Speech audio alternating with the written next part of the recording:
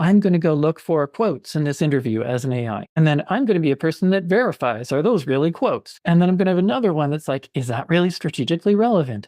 And so you see where I'm going is we kind of argue, oh, that thing was lousy, it doesn't work. But, really good introspection of how are we really doing this? What is an insight? How are we generating it?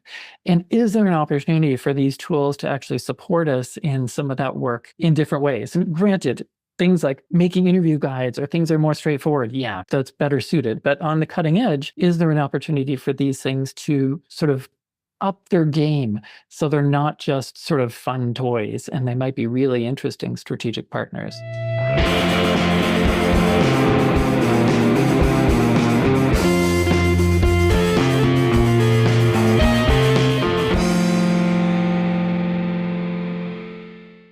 Hello, everybody. Welcome to Awkward Silences Live. I'm Ben, and I am so excited to be bothering to, I'm going to go ahead and call them friends.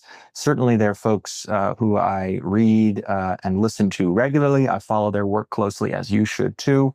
And we're going to be doing two things. We're going to be reviewing a bit of what's happened and what continues to happen in our space, broadly defined, user experience researchers, designers, product folks who want to learn about humans and how to make stuff better for them. And then we're going to reflect on how that might present itself in the new year. So we're going to make some predictions. Don't hold us to them, but we're going to do our very best to ground you in what has happened and then set some guardrails so that you can jump into the new year with your team or company maybe more confidently. And joining me to do this, thankfully, because you don't want me doing that strategy setting for you, are two folks who, again, have been thinking and writing and working in this space for some time. First is Maria Rosala. Maria is the Director of Research at Nielsen Norman Group. She leads and oversees research at NNG. You're likely aware of them, where she trains teams around the world on a variety of UX topics, as well as working with clients to help them improve the user experience of their products and services. You've probably heard her, read her work. Maria, welcome. It's nice to see you. Thank you so much. Thanks for having me. And Ben, absolutely, I can consider you a friend. I love that. That makes my holidays. And speaking of friends, John Whalen and I go way back. If you search John Whalen in YouTube and put up my name, you'll find an old D-Scout People Nerds webinar with him educating me on the young people. We did a Gen Z webinar on how to tailor experiences to this up-and-coming buyer segment, which is now, I guess, maybe not the youngest buyer segment anymore. But John is the founder and CEO of Brilliant Experience. He specializes in memory, problem solving, attention, language, calculation, and numerical processing. But as of late, he's been helping businesses understand how to make AI products and services resonate with humans, really sound like human. And he's been teaching a lot of master classes on the topic. Welcome, John. It's nice to see you again. Thank you so much, Ben. It is definitely a pleasure. Well, let's get right into it. I thought we could start at 10,000 feet. And that is, as I was telling you before we jumped on, I just was hoping each of you could muse a bit on what you see research meaning to businesses, companies, and teams. And by that, I mean, 2 or 3 years ago, lots of folks, and likely are still today, not obsessed, but focused on democratization. We did research, and NNG has as well, on headcounts, and those are sort of vacillating between, yes, we still want to expand, whereas others are kind of contracting. And that often means that non-researchers, product design folks, are taking on some research activities. We've also got, as we'll talk about in a bit, AI moderation tools. These things are all, research adjacent. But I'm just curious from your POV, Maria, I'd love to start with you. In the customers, or pardon me, the leaders you speak with and the engagements that you work with, does research still kind of mean the same thing that it did 4 or 5 years ago, or how has it changed? Yeah, I think that's a really great point around democratization, Ben, in terms of like what's been happening over the last few years in terms of like who is doing research, right? Yeah. And what we kind of consider research to be. Obviously, 10, 15 years ago, research was done by people who had research titles or, were usability experts. And, there were a small handful of methods that were commonly being utilized within teams. And obviously, over the last couple of years, we've seen this shift where we're now having more and more people interested in research, which is fantastic. So we have like product managers like asking, can we have more research? And we have, even designers like starting to do their own research rather than waiting and relying on a researcher to be available to do that. So the demand has grown. as a result, research departments, research teams have had to look at the demand and go, how do we cater towards that? And gatekeeping isn't always saying, oh no, only researchers can conduct every type of research. Is not the answer to kind of help product teams get answers more quickly. So smart teams have started to look at, well, what can we kind of allow other people to do? How can we kind of share research insights faster with those individuals, maybe help them self-serve a little bit? Maybe these kind of really simple tactical studies that people are doing. Do we really need to have like an experienced researcher running, a usability test on some really simple UI elements? Maybe not. Maybe we can support some non-researchers to do, simple unmoderated tests, or a simple prototype test, or help them set up a survey, right? So I think that's happening in a lot more organizations these days, and research is starting to be seen by people as something that is accessible to more than just someone with these sort of specialized skills. Of course, there is a lot of debate around what is considered research and what's considered something like customer feedback. Yes. So that's where it's up to kind of teams to kind of draw that distinction and kind of communicate like, hey, this is what researchers do, right? They think about the study design, they think about the quality of the inputs of information that's coming in. They think about, right, not just summarizing what's in a transcript. They think about taking it one step further and kind of drawing meaning and linking to, important contextual business information and helping people make good decisions. So, I think there still is a lot of work happening within organizations to try and define that. As, of course, as you mentioned, like there are lots more now tools that use AI that have been popping up on the scene that are supporting powders, right? People who do research to do more of these sort of, research activities. And so the challenge is really for us as researchers to kind of like define, like, what do we really mean is research? Yes. And John, and where are the distinctions? I really appreciate that reminder and that callback to democratization, because it's going to, from my POV, continue to grow in importance and relevance as budgets are tightening. John, when you work with customers who or clients who come to you, do they have a sense of what they mean by research? Are they asking different questions? Is Brilliant tackling not just focused on AI and having them say like, help us figure this out, but like the sort of spirit of the question? Do you think that has evolved and changed? Just because to Maria's point out, there's the CX world, there's the voice of the customer world, there's a longstanding tradition in market research. So it's not a totally new thing, but what do you see, or how have you seen research, the term and practice, evolve this year? Yeah, I think there's a couple pieces that I've seen. So I think, as you know, I've been doing these interviews with founders of these AI tools. So I can't help but say, here's what was sort of logically possible. We can decide it's a good idea, but what's logically possible? And so I'm getting asked, hey, we used to take, 7 weeks to do a body of research and I'm a PhD researcher. I love doing great, in-depth, thoughtful research. But I think we're getting pressure to say, well, with all this AI stuff, this group on the web says we can do research in minutes, in hours, So you said 7 weeks, they say 8 hours. 7 minutes, yeah. So what is it? So I think that's one piece, is just pragmatically, I think there's pressure there that's new for us to deliver faster, maybe deliver at scale, with AI tools delivering internationally. So I think it's both a good, it could be a very positive thing where, I have skills now in Thai and, Brazilian Portuguese that I would argue I didn't have before AI. So, there's ways to potentially be more inclusive with a very small team, for example. And so I guess that's one piece, that there's this whole new world. And also with things like prototyping, so we're sort of unbounded now in the scale we can do in maybe qualitative research. We're also amazingly agile with new prototyping tools to sort of don't have limits there. And so just that ability to iterate and to try new things and try it in a more broad fashion sort of opens up so many new worlds. And I'm not even going to touch synthetic users yet, but I might have just. We'll get there.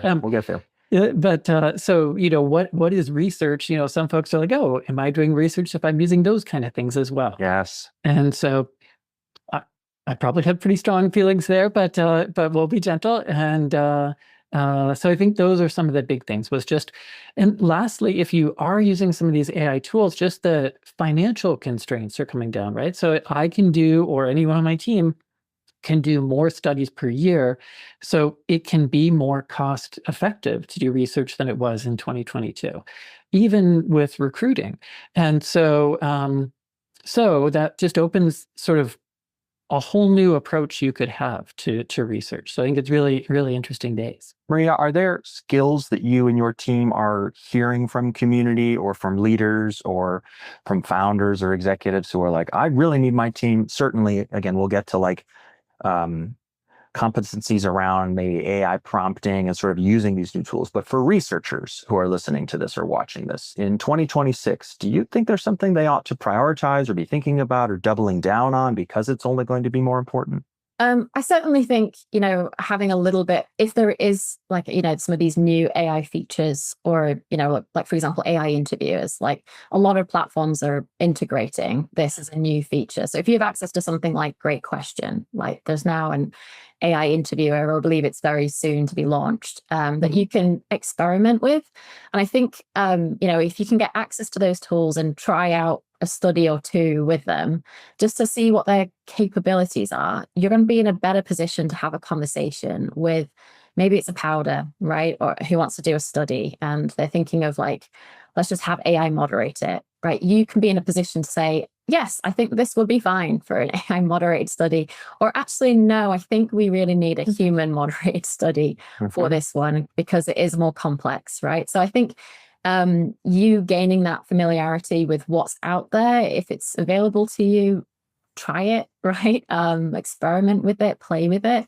That's going to be super important, not only in terms of, you being able to see where it can be used in your workflows, but also in being able to, provide guidance and advice to those people who are reaching out, who need support. Because we know that a lot of researchers right now are sort of providing support in addition to doing research. So, being knowledgeable about what's out there and how it works and what its limitations are right now is going to be important. And this is something that I'm working on. Like, we ran some studies looking at AI interviewers. We've also played around with, AI features in various different tools. And these tools are changing all the time. So I'm going to be doing more of that in 2026. It's never the case that, right now, it's not the case that you run a study and you learn, okay, here are the limitations. And those limitations are all going to exist next year. Yeah. These tools are going to get a lot better. So I'd say, get experimenting with it. Try and, have conversations with your other colleagues and how they're using it. I also just really want to encourage people, if you haven't really been using any of these, new tools and new features, or even just Gen AI chatbots that much in your work, you are not alone. I've been speaking to UX practitioners, researchers, designers, and many of them either only just got access to something in their organization, right? Because their organization had incredibly strict protocols, but also, some of them haven't had the time, been so strapped to really spend time exploring and experimenting. And there really hasn't been very much support coming down from leadership or from ops teams, with guidance on how these tools can be used. So you are absolutely not alone. There's many, many people out there who are still not sure how they can incorporate this into their workflow. So hopefully that kind of gives people a bit of reasons to have a go, that they're not going to be left behind. And John, thank you for dropping your AI skills for Research Maven link, and we'll share that out for folks who are watching or watching this after. But John, what would you add to that? Yeah, no, we will literally in that class, what we do, but I encourage everyone to do, you don't have to do it in my class at all, is, so I guess I try to say, I really want you to learn better prompting because it just can make things more powerful. I want them to try AI moderation just to understand even what it feels like as a participant, and also kind of how well does it do? So, you could have it ask you a question about how you use AI in everyday life and say, I really like ice cream sandwiches. They're yummy, and see how it responds. Or say, I feel like I'm really uncomfortable, and how does it respond? And so kind of get a feeling for where are we right now with these tools, and also see ultimately, if you're answering these things properly, what's the level of thoughtfulness it has in follow-on questions or how it's interpreting things. So there's AI moderation. Also, I think there's so many tools now that are trying to give you summaries or insights that just, again, I love to encourage people to have a field they know so well. So if they have studied scientists, then great. Let's see how scientists perform with this. Let's see how it does on interviews you already know the answers to, and see how it summarizes them as well. And so basically, I guess I'm trying to say, really, you have to do a little bit of the hard work of comparing what you would do with what it did, and then to sort of understand that's where it is right now. And lastly, I encourage people to also try, I know I brought up once, but just, I do think that synthetic users are going to be more of a thing that maybe a designer might ask about, or someone else, and just having an informed opinion about all these things. It doesn't mean you have to use them all in your work. It means, just that, not having a visceral reaction to it, but having a evidence-driven decision making that you're doing. Yeah. And there are different, for folks that might be deciding on a, potato chip cover, that might be a different thing than I've got something for people with anxiety that's an AI tool and it's critical to get right. There can be different reasons why these could be appropriate in different situations or not. So what's right for you, and sort of forming that, because also the people that I'm meeting, like I'm sure you are, Maria, are asking, what should our teams do, and where should we go from here? So we'll all be the group that are helping to make this the first wave of using these tools in our work, because they didn't really exist in 2022. Yeah, I love each of those responses. They lead into what I was going to share, which is when I talk to leaders, and Maria, it's exactly what you said, a senior sort of half leader, half practitioner of an international media company was chatting with me about how he feels that he's more of an ops person, even though it's not in his title. He's, John, doing what you're saying, wherein he's testing the tools to evaluate their fit. Mm-hmm. He's thinking about governance, Maria, which I want to talk about here in a second. He's, figuring out with the data science team in this part of the company, how that can work with the voice of the company, the voice of the user data. The researcher, he's best positioned to not technically fit the things together, but he knows what piece of data and what information can create the insight that the business needs, which to me sounds like, one of the core functions of a researcher. Yes, doing the research, but then synthesizing, making sense of, and putting it into practice. And so I'll be interested to see how many more research leaders in particular are performing that sort of Oz-like function of pulling the different levers. But Maria, you wrote in our pre-conversation doc that this idea of oversight, experimentation, and governance is going to be more and more important to teams. Can you talk us through what, first of all, you mean by those things as it relates to research specifically? Yeah, definitely. I think those are really great points, Ben, in terms of like we're sort of aptly positioned to kind of start doing more of that ops work. And really that should fall to operations as opposed to like individual contributors. But certainly, in the last year and a half, a lot of teams have sort of been put in this position where they have to figure it out themselves. So it's sort of like, experiment, but we don't know how to use AI. Experiment with it, and you tell us, what are some useful use cases? And I've spoken to practitioners who talk about like these kinds of schemes within their organization, like this, and one of my colleagues, Laura Klein, wrote a great article about that, which she's sort of, her message is like, stop telling people to try and figure it out themselves. Like you need to provide, oversight, and you need to provide, a strategy for how these tools can be utilized effectively, and provide, proper training and proper guidance around it, rather than expecting individual contributors who are very, very busy to try and figure out doing all this experimentation, and then this communication, right? And seeing, does it even how I'm using it, does it even apply? Could it be useful in some other use contexts? Like that's a whole endeavor. It's a whole project. So I'm hoping that in 2026, we see people being a bit more strategic about this and move away from, these assignments like, hey, put in this spreadsheet an example of how you're using AI in synthesis. And no one reviews it. There's no action items after it, right? It's pointless activity. And it leads to what Laura was talking about in that article around performance theater, right? People are going, look at my prompts, look at, how I've used it.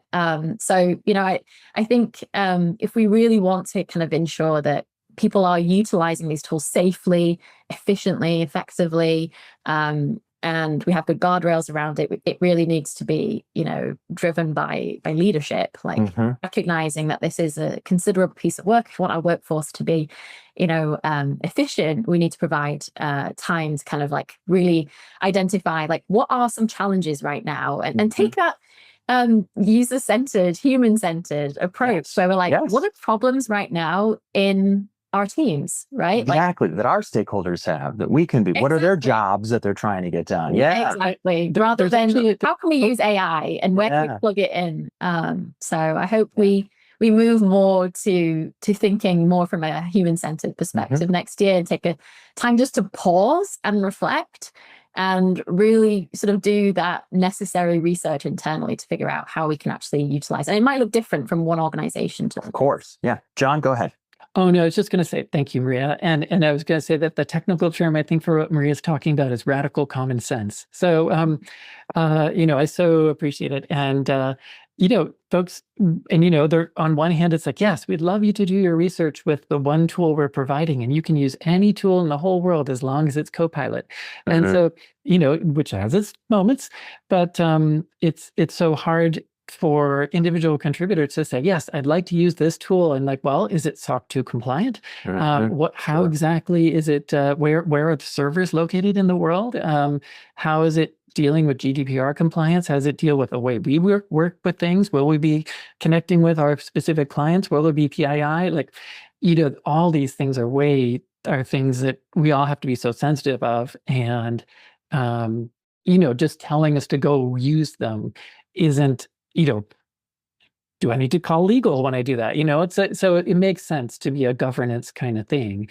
At the same time, I guess the hard part is we'd love for there to be that bottom-up initiative in addition to our overarching governance, because I think, Maria, I'll bet you're finding something similar, where there's a handful of people that are just really embracing things, trying things, and they're even, the sort of grassroots leader in their organization. They're helping leadership to define where they're going, or even just get interest in just trying, let alone implementing. And then there's the whole process of how do you decide as a group how you're going to approach these things, what's appropriate, because you do get very different sentiments of, I've done this for years and I want to do this the way I've always done it, and others are like, we'd love for you to get this done in half the time with this new scale.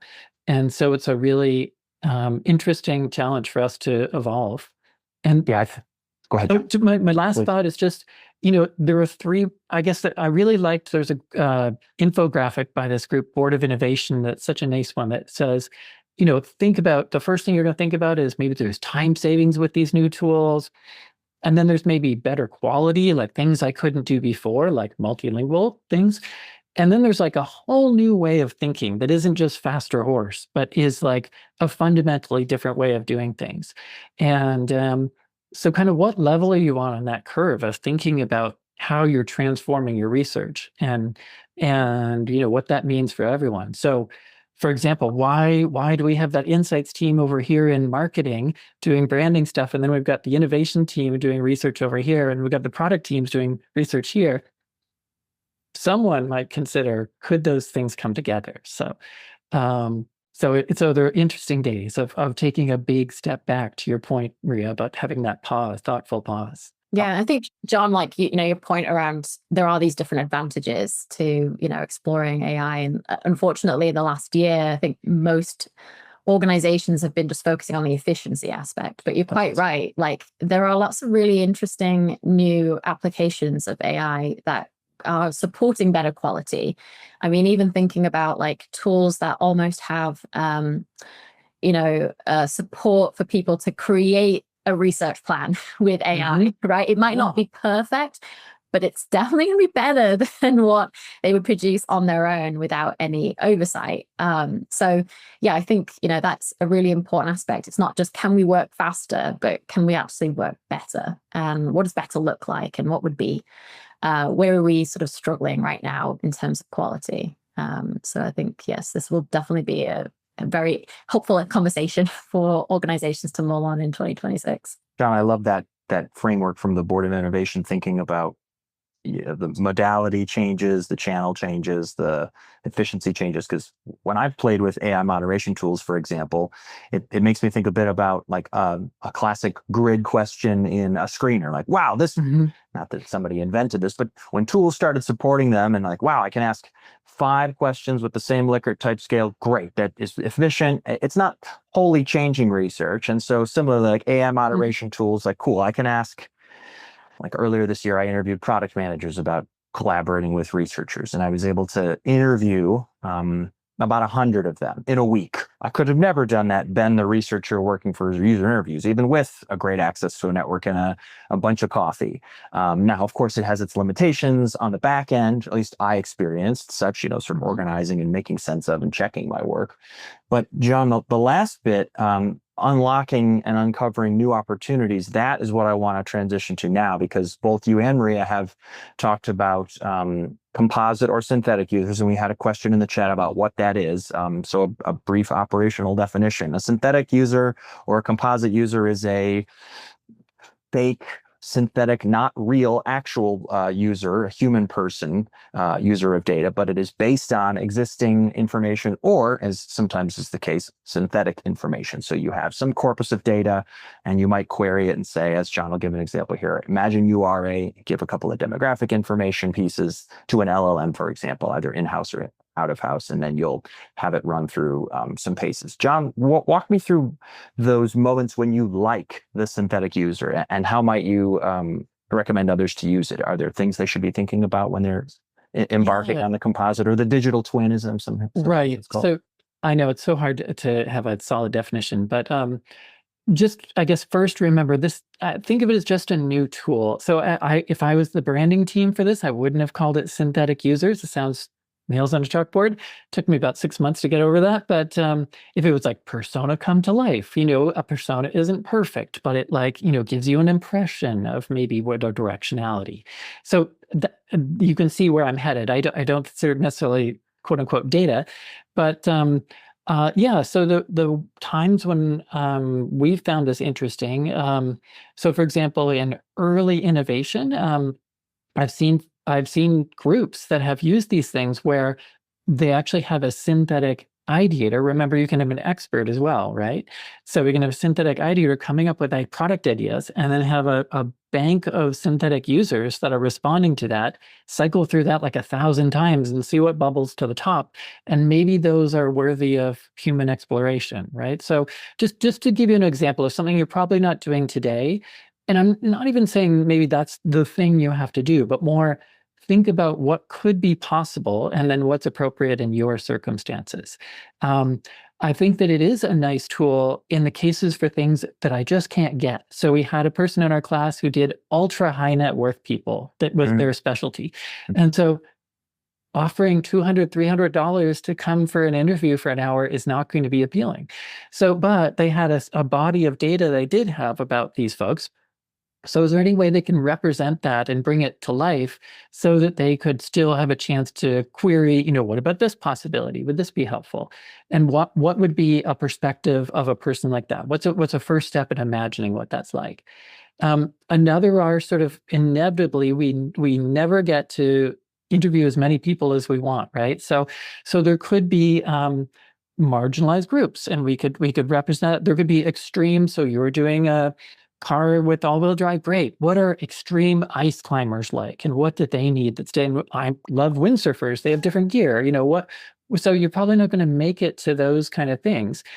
So what are some of the ways that you might get an inkling of the things that you wouldn't normally be able to research otherwise? So if I've got dead zero, maybe it's better than zero, right? There's plenty of nails on a chalkboard for this replacing what all of us do. And I think we're probably pretty sensitive to that. But thinking about what could be beyond what we could normally be capable of might be an interesting thing. So I try to describe it as inspiration or a way to open your vantage points. When we always use those to test our interview guides before we talk to humans, so that either A, we can tell what might be confusing, or we might have an answer we're not expecting, and we might be more prepared for it when it comes from the real humans. So you can see that just it's a I don't know. When we're learning how to use this tool, and as a last note, and I promise to let you have a word in, Maria. I remember the days because I got my degree when dinosaurs roamed the earth. That we had this debate about, well, there's no way you could possibly use this newfangled tool called WebEx. That's crazy. No one should be doing interviews remotely. That's insane. I can't get any of the data and nuance I would. So just remember it's a tool. And so what is this tool potentially useful for? And let's put it to the test, and let's do, informed decision-making on it rather than never or absolutely it's the new wave. Yeah, I would agree with that, John. I absolutely like the reference to a tool. And I think, a lot of AI is a tool that you have at your disposal, and how you use it is kind of dependent on, what the job is, whether this is the right tool for the job. So you should always be asking yourself, what is it that I need to learn? And is synthetic users a avenue for that? Can I realistically learn what I need to learn through this approach? One thing I just want to caution is that so that synthetic users and AI moderated interviews, these are all attitudinal methods of data collection. And design research really, we put a lot of emphasis on observing behavior. And so this is something you can't observe a synthetic user, right, going about their day-to-day life, right, making purchases online or researching something online, right? They're not real humans. So it's really important to recognize where it can be useful, certainly in market research, getting attitudes, preferences, as John's saying, testing out maybe some of your screener questionnaires and seeing whether there might be some misunderstanding there. That's certainly an interesting use case. But they're not going to be a full replacement for all types of research, and certainly won't be useful in those more behavioral sort of spheres where, you really just need to see someone in their own context. Yeah. Doing something to be able to make some good informed decisions about, what would be the best solution in that space. If I may, just the interesting thing here is just remember all of these things are the worst they'll ever be right now. They're only getting better. So I do tell people in my class, just do the thought experiment of suppose the representations of these things got much better. What might we do then? And I'm not saying they're like that today or they're not, but it's more, that's for all of you to decide for yourselves. But there are interesting ways so the way these tools work right now, the sort of professional level ones, is they have a layer of specialized, say, behavior information that they have. So you've got the base LLM, and we can decide about the biases that are in those. And then you've got whatever your specialized collection is. So Verve interviews 3 million people a year, or User Interviews has looked at all the major psychological experiments that are out there. And Subconscious AI has behavioral science stuff they've tried to factor in. And then on top of that, it may be the layer of all the things about your specific clients. So it's possible that there might be interesting things when you get that sort of higher level of sophistication there. And they do, this is another one to try. So I think Maria's, first of all, right. But secondly, it's intriguing to see you can basically do a day in the life or a diary study with a synthetic user today in syntheticusers.com. And so again, I won't defend it to the end of the earth, but I am saying, to continue to explore and see what makes sense for all of us. And there will be things where people can say, I can plug this in. That doesn't mean that's a good idea to do it. So there are tools today that you can use that say, yes, I'd like to interview 10, or I'd like you, AI, to interview 10 of these people. And I'd also like 50 synthetic users to be tested in the very same thing. So synthetic testing synthetic, and then give me a report, and give me a report of the humans, and give me a report of the other, or all together, and I'm not convinced that that's a good idea altogether, right? So, but we're learning. So I guess I'm just saying, we want you to know these things are out there, and we've got to have somebody's going to ask us. So we want to have an informed position. Yes, absolutely. I spoke earlier this year to some professors from Penn and Columbia about digital twins, which is the synthetic user of the market research space. And we had some questions about the accuracy. It varies as so much happens.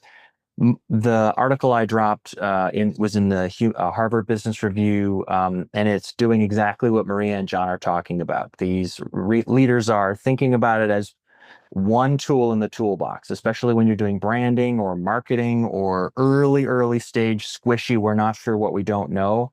It can begin to give you a signal. It's not often the signal that these leaders make a big decision on or put resources behind, but just like we would sort of gut check if we didn't have money to recruit, we would check with our family or our colleagues. Not those are real people, but it's kind of like that. It's sort of just like, John, in your example, where you have lots of simulations to get a sense of what topics might we then get our human researchers to start playing around with and playing with and learning. And so the question around the benchmarking, I have seen some accuracy levels as better than half, but again, it depends on how many psychosocial and behavioral metrics you're going after. How niche are you? What are you asking them? To Maria's point about attitudinal versus behavioral, do you require observational? It all comes back to what these two folks were saying earlier, which is play with it. They're going to be able to give you their experience. You should try these things.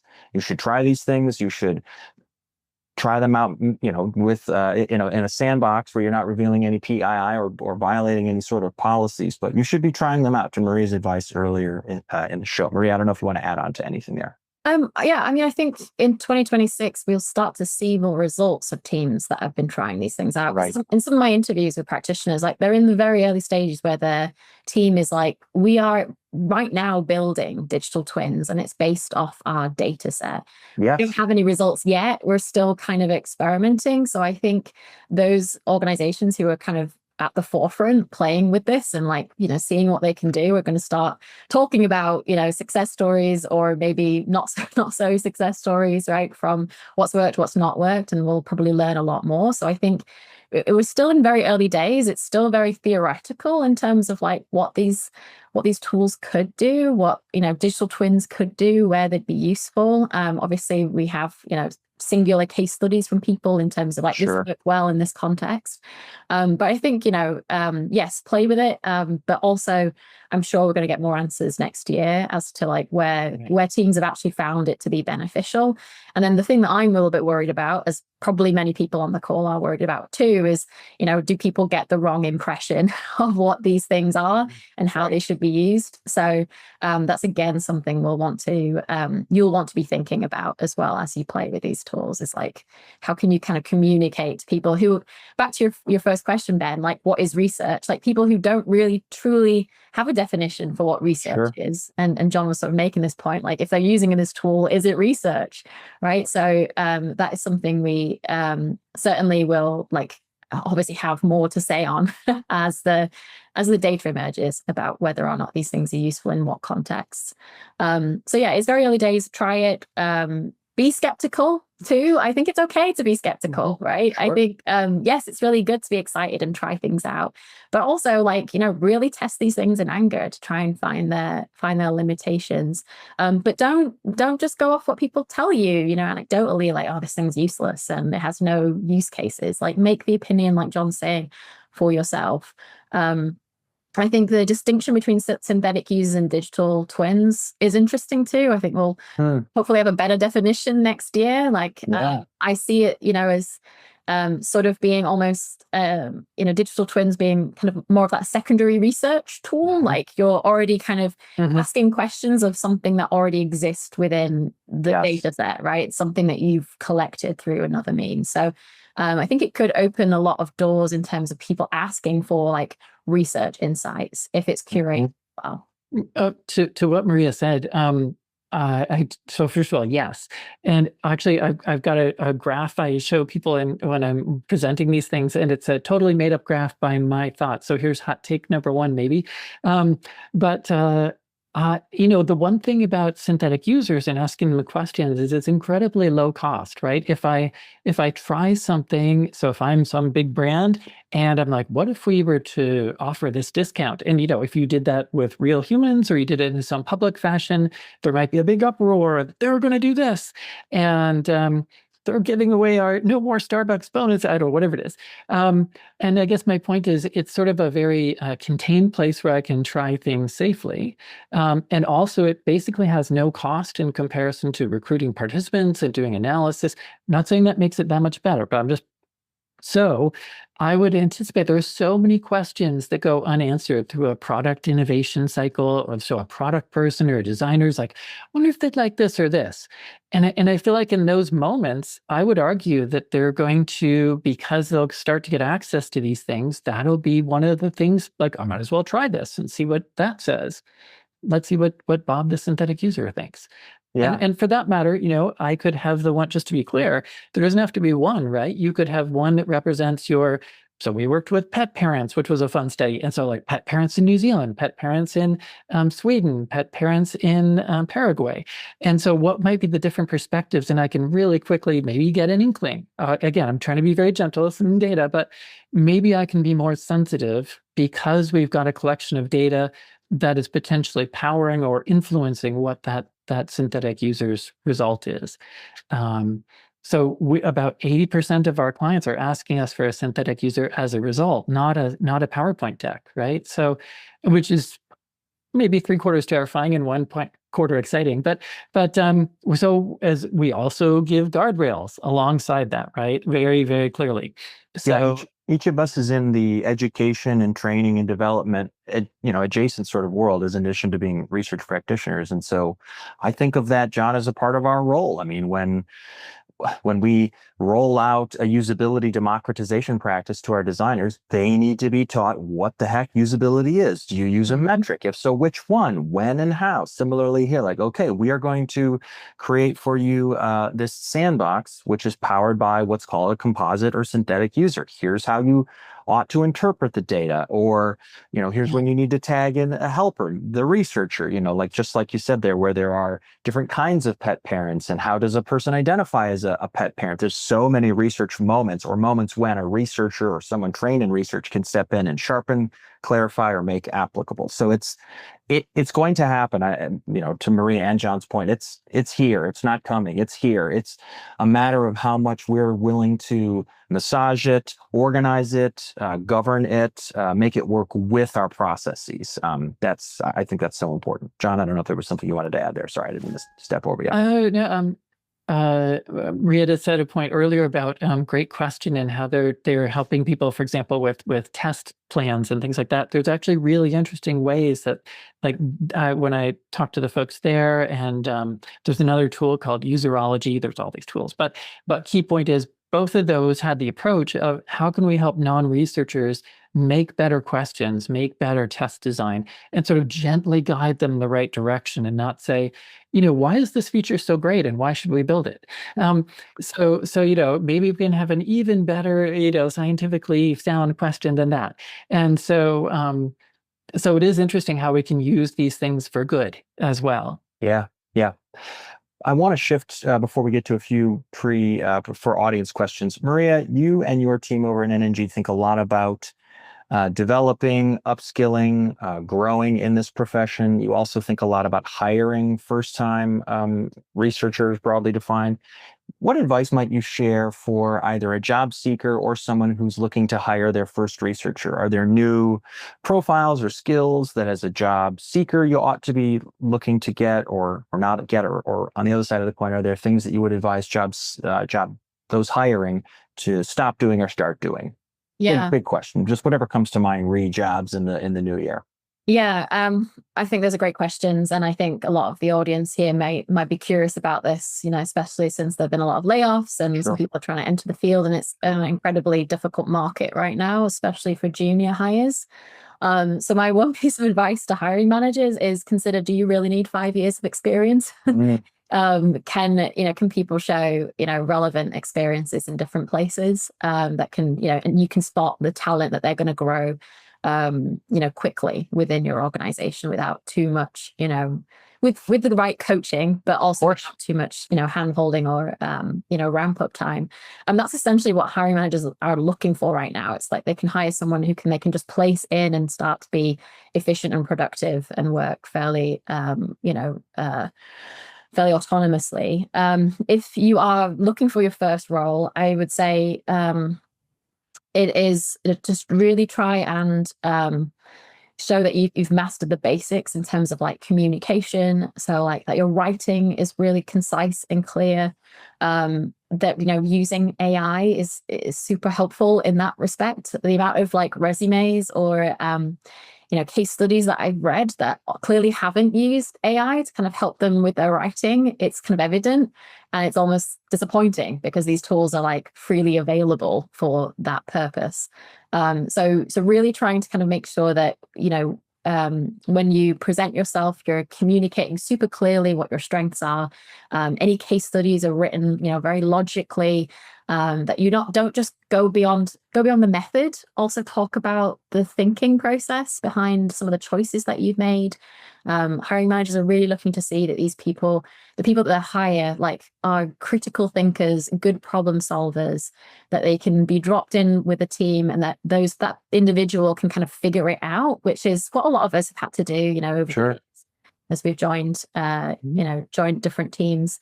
And so I think that's going to be even more critical than ever in this new hiring sort of cycle, and this last year and the next year going forward. Experiment with AI, try it with synthesis, with helping you craft research plans or screener questionnaires, see what its limitations are. Write about it. If you're a great writer, write, get a Substack, get Medium, start to kind of write your musings on what you're trying, and include those things in your resumes. And I think, obviously you want as much relevant experience as you can get, whether that's through internships or volunteering with various organizations where you can do a little bit of UX work, and demonstrate that. Those are all going to help you out a lot. It is a very tough market right now. So of course, everything you can do to kind of showcase that you will be ready and willing, and you're able to kind of like get stuck in and figure things out on the go is going to be important. John? Yeah, I mean, so first of all, yeah, there's no question, you're right on, Maria. With the AI stuff, I think that also saying, we have debates in our classes often where, hey, us, senior people can see, poor summaries or something and kind of catch it. And we've got that sort of gut sense. And we're like, wow, what is a junior person going to do with this? So are they going to just accept it, or will they have that critical taste to be able to pick it up? And so I'd actually say that one piece of the puzzle here is if you can say, not only I've tried these tools, but and you said this, Maria, but really sort of hammering this idea that I can identify their strengths and weaknesses. I can evaluate their appropriateness so that we can scale as these tools get better. So being the person who, even though you're being hired, can essentially help to hire the tools, right? Because they're going to be you're going to orchestrate them. And so we try to talk about going from being a doer to an orchestrator of both yourself and your teammates who are now AI things. And so how can you put those things together to make yourself sort of superpowered? So I can interview 300 people over 2 days, given the right circumstances. I can analyze these things and look out for the gotchas with AI as it is today. So first of all, the basics of like great communicator, figuring it out for yourself, having, I think also the new understanding that you've got to be nuanced and understanding your politics of where you are and how to navigate that successfully. So just to let you know, we're talking about synthetic users. We often make a synthetic user of the person the big boss we're presenting to, and say, here's the things we're going to say. What are their first objections going to be? And gosh, I wonder when you're interviewing, if you might want to consider the possibility of making a synthetic user of that person, just they've got a LinkedIn profile, and then say, what do you think are the things they'll want to talk about the most? Or what would be the thing that would be most upsetting to them? Or, that doesn't mean they're right, but you're sort of prepared for the neighborhood, right? Even if it gives you confidence and it's completely off. But I think and we are surprised at how many times our stakeholders ask the questions that our synthetic users asked of us the day before the presentation. So not that our bosses aren't very creative, but anyway, yeah. So I guess that was one piece, and the other, so it was just really understanding what can and can't work so that you're now empowered with all these tools. And knowing when not to use them. We should not be using this in this circumstance. I want to underline for any job seeker listening, you didn't hear Maria and John say you definitely need to know Python, or if you're not using multiple regression, then they're not talking. I mean, that might be a part of the role you're hiring for. It's, can you recognize the context of the business? Can you speak to how your skills work or help that business do whatever it wants to do? And can you have discernment, taste, as John described there? I love that from each of you. It's because it's not easy. I don't mean to suggest that writing, which each of us do, or communicating on a daily basis, which each of us do and spend a lot of time refining, is easy. It's not. And it's so important to be able to say to a hiring manager, I can go into the product org and I can help them think better about the customer. Whatever that looks like, surveys, diary studies, on the ground, IDIs, fine. I'll select that with them. But I'm able to, and you speak to that level of why is the business there, or why is your customer, if you're working in a consultancy or agency, what's their problem? As John and Maria each deal with leaders who have this sort of thing that keeps them up at night. So I'm so grateful that each of you, said what you did, because I think it's important for job seekers, especially to hear. Okay, we're running. Oh, go ahead, John, please. Oh, yeah, I was just going to say, I try to ask, what's their boss's bonus structure, right? At that point, it might be public information, right? So trying to make them, even mentioning that you're trying to make them the hero, indirectly. Yeah. I can't imagine it hurting. So yeah. Maria, anything to add to that? No, I think in addition to communicating what you can do, also just be a researcher and ask questions. If you're in a hiring, if you're in an interview and a hiring manager is saying what can you do for us? I would want to know, tell me about your team and what you think you're struggling with. And I can tell you some possible approaches that I might take, but I'd probably need to do a little bit more, chatting to folks in the organization, or a bit of internal research to figure out what is the best approach. Yeah. So I think that demonstrates your research, skill. Absolutely. Yeah. All right. So let's imagine we have this conversation again, December 17th, 2026. Maria, I'll start with you. What do you hope researchers or the research industry has done, or how has it evolved? What does it look like? What do you hope it looks like? Or make a prediction about what the state of things might be just 1 year from now. Yeah. I hope that we'll see a little bit more uniformity across research platforms in terms of capabilities. I think we've got a lot of tools out there right now that are very new to the landscape. Some of those sadly will die and some of those will get acquired. Sure. And we'll start to see some more standardization of these AI interviewers, or how, diary study platforms are incorporating AI, or AI in synthesis. And so that will hopefully be much easier for people to learn and to figure out how they can use these tools. So I'm hoping that kind of the tool landscape sort of settles a little bit. I'm expecting that to be the case, as the kind of AI hype starts to dry up a little bit. I think in December 2026, we'll have more of those answers of things that we spoke about today, that we don't really have a lot of true and tried and tested case studies of how some of these different digital twins are being used successfully in organizations. It's definitely one of my missions to get more answers into that for NNG and for our audience. But I certainly think there'll be a lot more sort of agreement across the board in terms of where AI is actually useful and where maybe it's going to we're probably going to forget about it because it's not going to be that useful. Like people aren't Yeah. really going to be talking about like these long prompts that they had in documents anymore. Yeah. So I'm hoping that's going to be the case by December 2026, and that there's a little bit more of a strategy going forward. John, how about for you? You've been doing a lot of thinking about all these various machinations of user research. What might the landscape look like, or what questions do you think we'll be asking next year this time? Right. Well, as a person who's interviewed 40 founders of tools now, I realized. So I'm delighted to think like Maria on might there be a little more integration of these things. And even actually, these individual platforms don't talk well to one another. Sure. So there's a little bit of radical common sense to go on there too.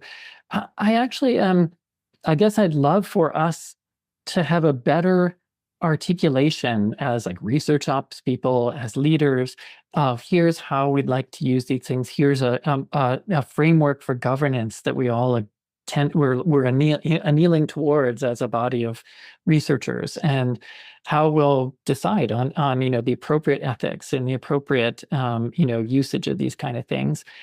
And then I think the other is, I'm not sure how much it'll stay where it is, in the sense, Maria's exactly right that there are these crazy prompts people build, and I'm guilty too.